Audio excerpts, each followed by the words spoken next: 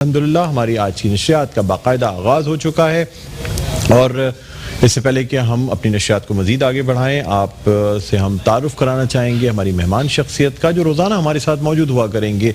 दोपहर 2 बजे से लेके 3 बजे तक हमारे साथ मौजूद हुआ करेंगे और ख़ास तौर पे रोज़े और उससे रिलेटेड जो मसाइल हैं उन पर भी बात होगी और इसके अलावा जो मफ़हूम है रोज़े का या जो असल मकसद है उस पर भी बात होगी। जैसे आज हम बात करेंगे इस्तक़बाल रमज़ान पे कि रमज़ान का इस्तक़बाल कैसे किया जाए। ये वो महीना है, आज इसका पहले अशरे का पहला दिन, आज से ये रमज़ान मुबारक का आगाज़ हुआ है, रहमत का अशरा शुरू हुआ है। लेकिन रमज़ान मुबारक से पहले किस तरह से तैयारी की जाए अपने नफ्स को पाबंद करने की, अपने आप को पाबंद करने की, अल्लाह ताला की खुशनुदी हासिल करने की क्या क्या तैयारी होती है, किस तरह से इस्तक़बाल किया जाता है, ये आज हम गुफ्तगू करेंगे। हमारे साथ मौजूद हैं मुफ्ती मोहम्मद अमजद क़ादरी साहब जो कि बानी और सरपरस्त आला हैं Darul Uloom Babul Madina and Islamic school systems lighthouse Karachi के। अस्सलाम वालेकुम मुफ्ती साहब, खुशामदीद कहते हैं। वालेकुम अस्सलाम व रहमतुल्लाहि व बरकातुहू।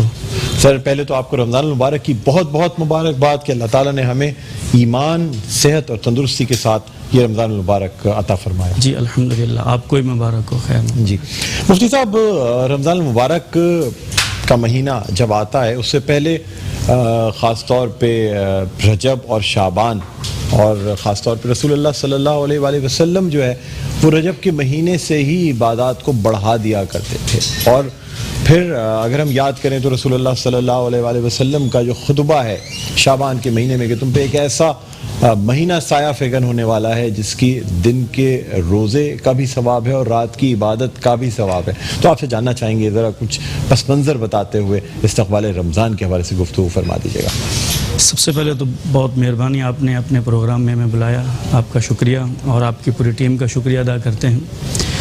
हुज़ूर रहमत दो आलम सल्लल्लाहु ताला अलैहि वसल्लम, जैसे कि आपने बताया कि रजब और शाबान के महीने से ही इबादत की तरफ खूब वो जाया करते थे और हुज़ूर रहमत दो आलम सल्लल्लाहु अलैहि वसल्लम शाबान के भी रोज़े रखते थे, रजब के भी रोज़े रखा करते थे और फिर इसी तरह रमज़ान को साथ मिला दिया करते थे।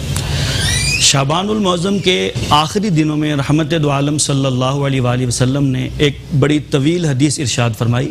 सही इब्ने खुज़ैमा की वो रिवायत है जिसमें आपने बहुत से पहलुओं पर गुफ्तगू फरमाई और हर पहलू बड़ा जानदार पहलू था और उसमें आपने ये भी इरशाद फरमाया कि पहला महीना पहला अशरा रहमत का है, दूसरा मग़फ़िरत का है और तीसरा जहन्नम से आज़ादी का है। और ये भी इसमें इरशाद फरमाया कि अपने घर वालों पर इसमें खर्च करना चाहिए। हुज़ूर रहमत दो आलम सल्लल्लाहु अलैहि वसल्लम ने फरमाया कि ये मुवासात और भलाई का महीना है, यानी दूसरों के साथ भलाई करनी है। जैसे कि आपने इब्तदा में बड़ी डिटेल बताई कि पूरी दुनिया इस वक्त कोरोना की वजह से मुतासिर है और सफ़ेद पोश लोग बहुत ज़्यादा मुतासिर हैं जो किसी से सवाल नहीं कर सकते जी।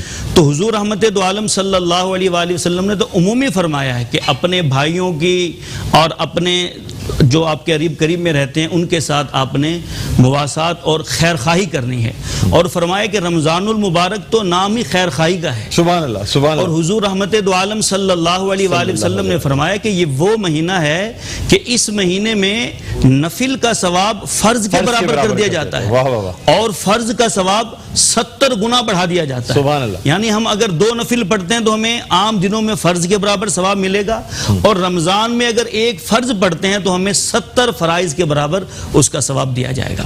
उसी हदीस मुबारका में हुज़ूर रहमत दो आलम सल्लल्लाहु अलैहि वसल्लम ने फरमाया 4 चीज़ों की आपने तलकीन फरमाई कि रमज़ानुल मुबारक में 4 चीज़ें आपने करनी हैं। उनमें सबसे पहली चीज़ ये है कि ला इलाहा इल्लल्लाह की कसरत करनी है, सुभान अल्लाह, पहली चीज़। दूसरी चीज़ इरशाद फरमाया कि इस्तिग़फ़ार की कसरत करनी है, अस्तग़फ़िरुल्लाह अस्तग़फ़िरुल्लाह। और तीसरा इरशाद फरमाया कि जन्नत को तलब करना है और चौथा इरशाद फरमाया कि जहन्नम से आज़ादी मांगनी है। और ये वो महीना है कि अल्लाह तबारक व ताला इस महीने में पहले दिन जन्नत के दरवाज़ों को खोल देता है और हज़ार मुसलमानों को अल्लाह तबारक व ताला जहन्नम से आज़ाद फरमा देता है और जन्नत की बिशारत उनको दे देता है। और ये पूरा महीना, रमज़ान का पूरा महीना, ये दरवाजे खुले रहते हैं और अल्लाह तबारक व ताला अपने बंदों पर इनाम इकराम बारिश फरमाता रहता है। और रात को इबादत करने का हुक्म इरशाद फरमाया, दिन में रोज़ा रखने के मुतालिक हुक्म इरशाद फरमाया।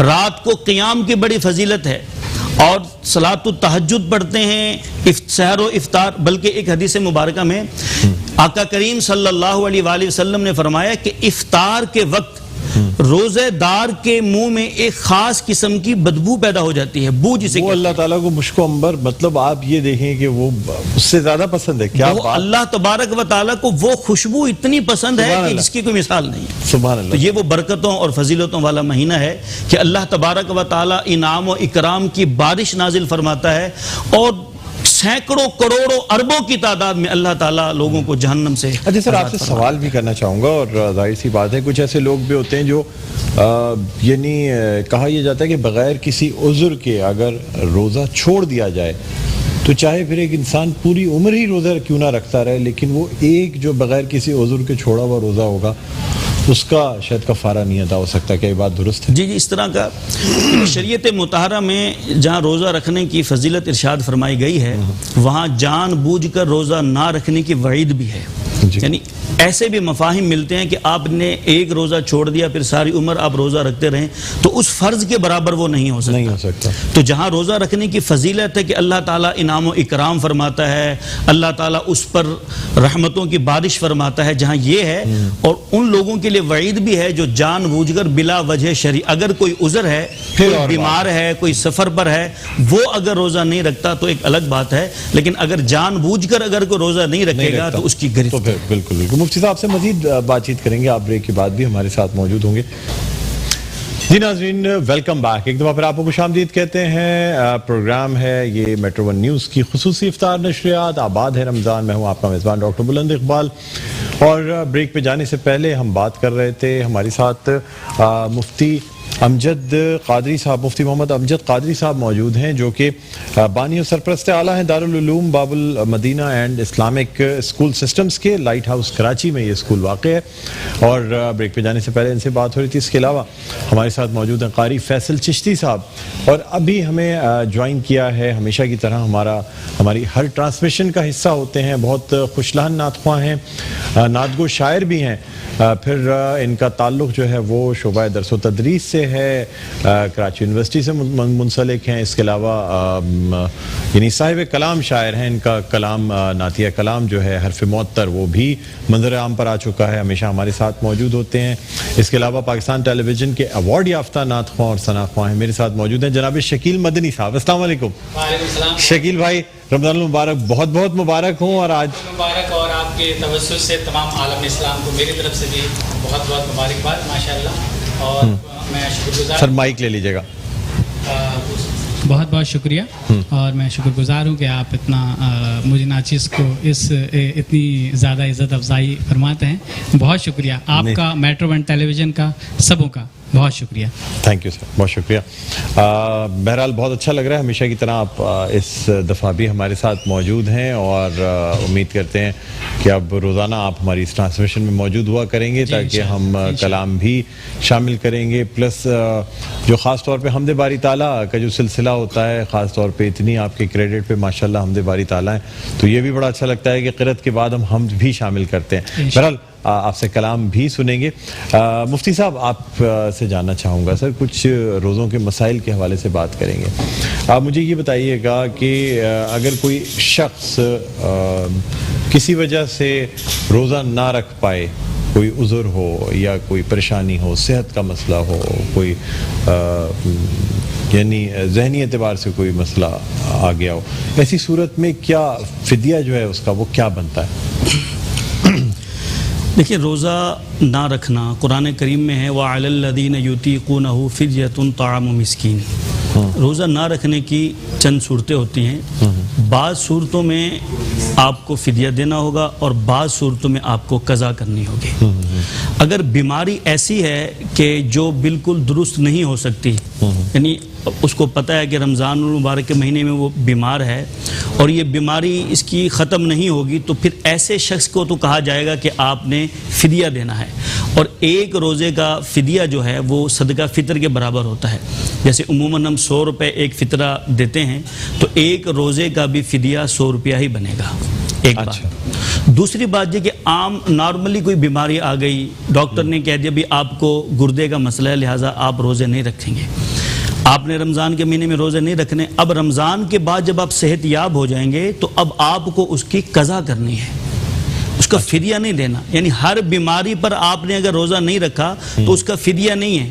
फिदिया सिर्फ उसी बीमारी पर है कि जिसमें आपको यकीन हो कि आप सेहतयाब नहीं हो सकते, तो फिर आप उसका फिदिया देंगे। और उसमें भी ये है कि आपको डॉक्टर ने कहा कि आप सेहतयाब नहीं हो सकते, आपने उसके फिदिया अदा कर दिया। यानी कोई ताउम्र अगर कोई बीमारी लग गई है जो कि चलती रहेगी सारी जिंदगी, तो जी हाँ। तब फिदिया देंगे या अगले रमजान तक लगे कि आप सेहतयाब नहीं हो सकते? नहीं, जब आपको देखें ना, मतलब सर अगर कोई भी ऐसी बीमारी है ऐसी हो गई, वो लग रहा है उस वक्त कि शायद आप सेहतयाब ना हो सकेंगे, अल्लाह ताला की ज़ात है, शिफा हो गई और इंसान को शिफा मिल गई, ठीक हो गया, तो फिर क्या, बड़ी बड़ी बीमारियां सर मौजज़े होते हैं, अल्लाह ताला शिफा देता है, तो फिर उस सूरत में क्या करना चाहिए? फिर उसकी क़ज़ा करनी चाहिए। हाँ, जो अगर आप सेहतयाब हो गए ज़िंदगी में तो फिर आपको उसकी कज़ा करनी पड़ेगी। क़ज़ा करनी पड़ेगी, कज़ा करनी चाहे आपने फिदिया दे भी दिया हो। जब फिदिया दे भी दिया होगा फिर भी आपको उसकी कज़ा करनी होगी।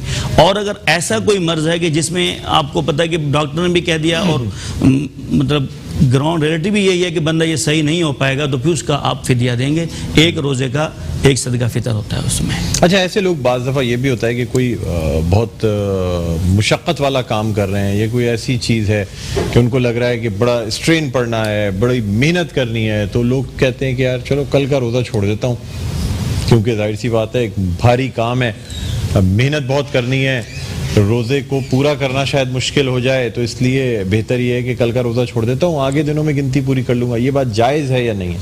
देखिए, जो हदीस मुबारक शाबानुल मुअज़्ज़म के महीने में हुज़ूर रहमत दो आलम सल्लल्लाहु अलैहि वसल्लम ने इरशाद फरमाई थी, उसमें आपने एक ये भी पहलू इरशाद फरमाया था कि अपने मुलाज़मीन पर नरमी करो। बिल्कुल। अच्छा, उस नरमी का मतलब ये है कि अगर वो आपके पास 8 घंटे काम कर रहा है तो आप उसकी ड्यूटी टाइम कम करेंगे, तनख्वाह कम नहीं करेंगे। नहीं सर, वो ठीक है, बाज़ दफ़ा मुलाजिम होना ज़रूरी नहीं है, कोई मालिक है और वही सोच रहा है कि मुझे तो छोटा कारोबार करता है, जगह जगह जाके उसको चीज़ें बांटनी होती हैं, अब उसने सोचा कि मैं सुबह से लेके मुझे इफ्तार के बाद तक ये काम डिलीवरी का करते रहना है, तो शायद ये कि मैं रोज़ा मुकम्मल ना कर पाऊँ या मैं बेहोश हो जाऊँ, तो क्या ऐसी सूरत में वो रोज़ा छोड़ सकता है या नहीं छोड़ सकता?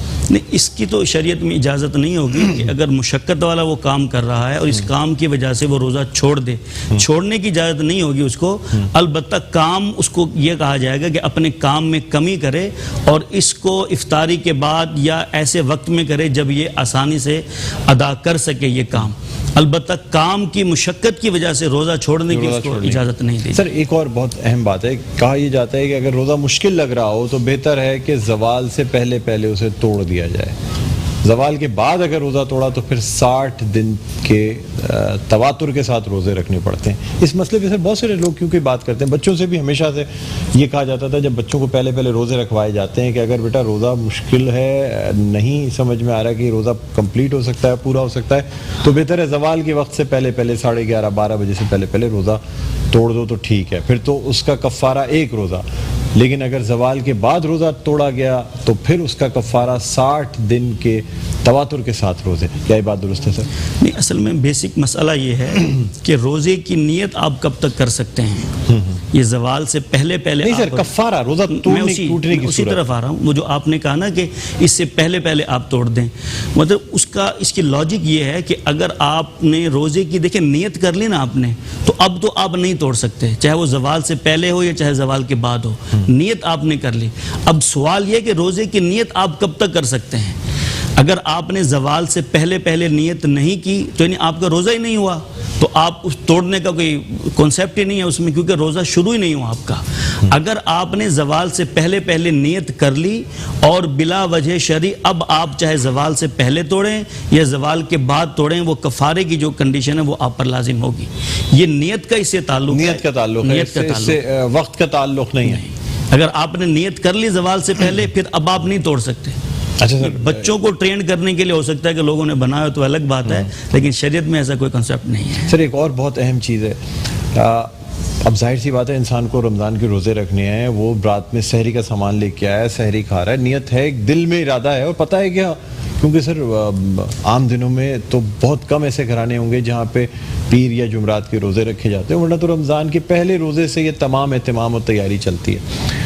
अब दिल में इरादा है, नियत है, लेकिन क्या ज़बान से कहना ज़रूरी है, या अगर टीवी की आवाज़ जो आती है वो बिस्सौम गदन नवैतु मिन शहर रमज़ान, अगर वो आवाज़ भी कान में पड़ जाएगी तो नियत हो जाएगी, या एक आदमी का इरादा ही है, वो तो जाहिर सी बात है रमज़ान के रोज़े छोड़ने का कोई कॉन्सेप्ट ही नहीं है, सहरी इसीलिए कर रहे हैं कि रोज़ा रखना है, तो क्या ऐसी सूरत में रोज़ा हो जाएगा, या ज़बान से वो नियत के अल्फाज अदा कर रहे हैं? अच्छा, इसमें सबसे पहले ये देखा जाएगा कि नियत किसे कहते हैं।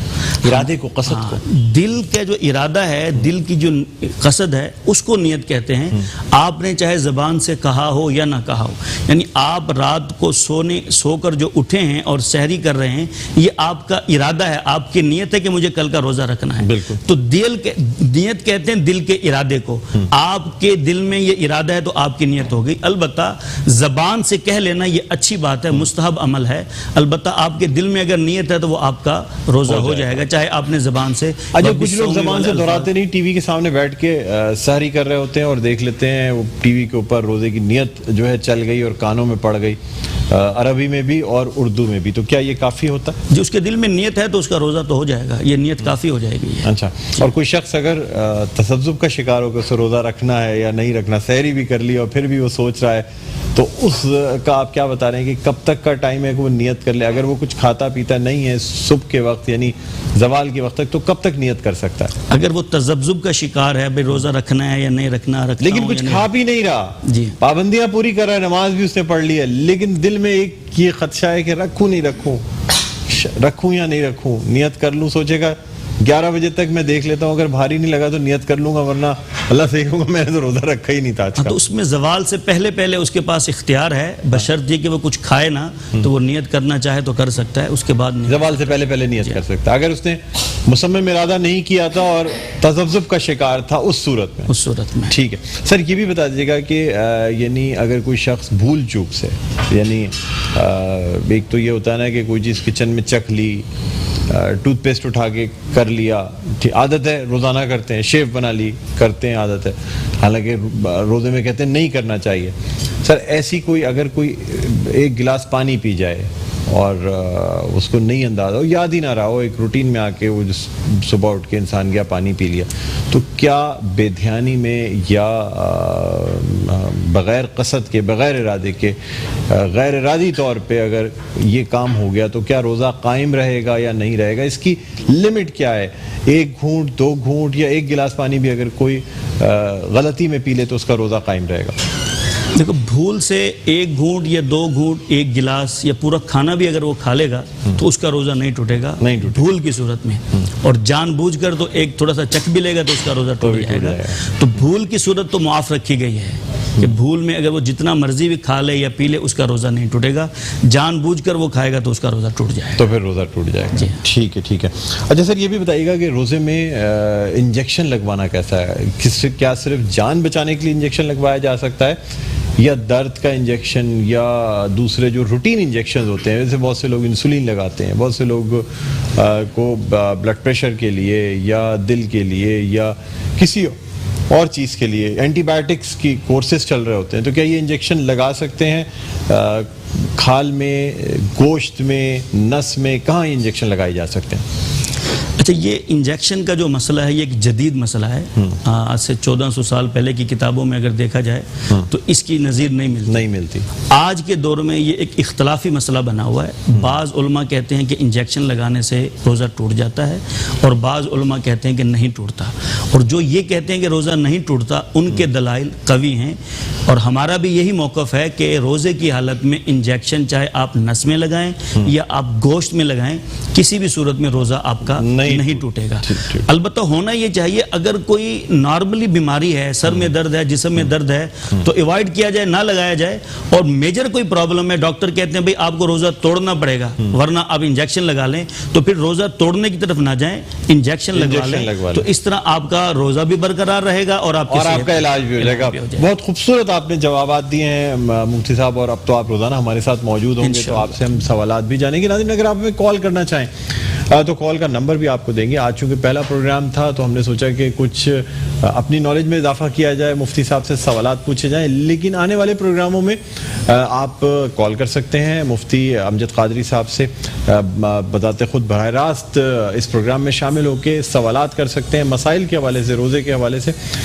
लेकिन बहरहाल मुफ्ती साहब बहुत बहुत शुक्रिया, आप तशरीफ़ लाए हैं। नाज़रीन।